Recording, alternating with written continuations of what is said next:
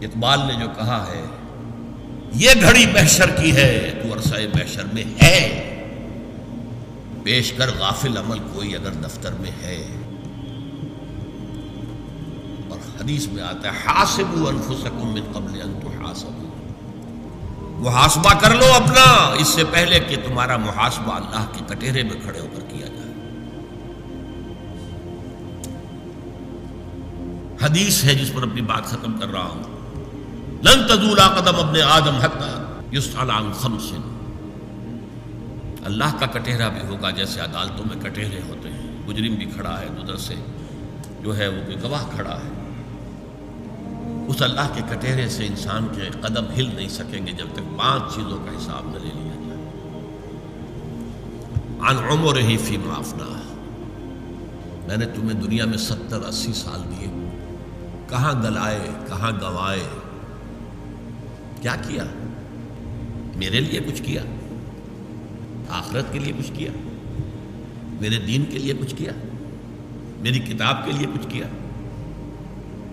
وان شبابہ فیما ابلا، خاص طور پر جوانی کا دور، امنگوں کا دور، بلبلوں کا دور، ایمبیشنز کا دور، وہ جوانی کہاں گلائی تھی؟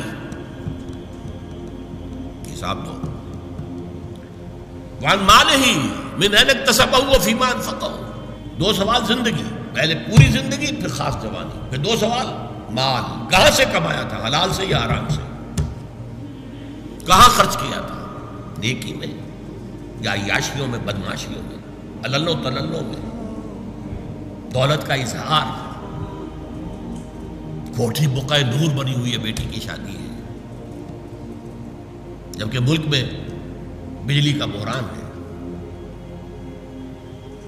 آخری سوال ہے وَعَمَّا عَمِلَ فِيمَا عَلِمَ، جو علم تمہیں حاصل ہوا اس میں عمل کتنا کیا؟ اگر کسی کو علم حاصل ہوا ہی نہیں، اے اللہ میں کیا کرتا، میں تو ان مولوی کے پاس جاتا تھا، اس نے کبھی مجھے کہا ہی نہیں،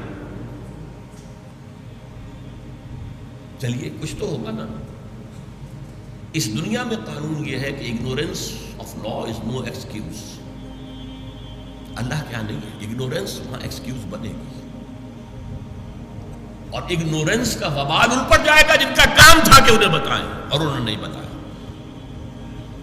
یہ ڈیبٹ کریڈٹ ہے اکاؤنٹنگ کی، جن کے ذمہ تھا بتانا اور نہیں بتایا وہ ذمہ دار ہوں۔ لیکن میں یہ کہہ رہا تھا آپ کو بتایا گیا، بتایا جا رہا ہے، خدا کے لیے سوچئے، ہوش میں آئیے۔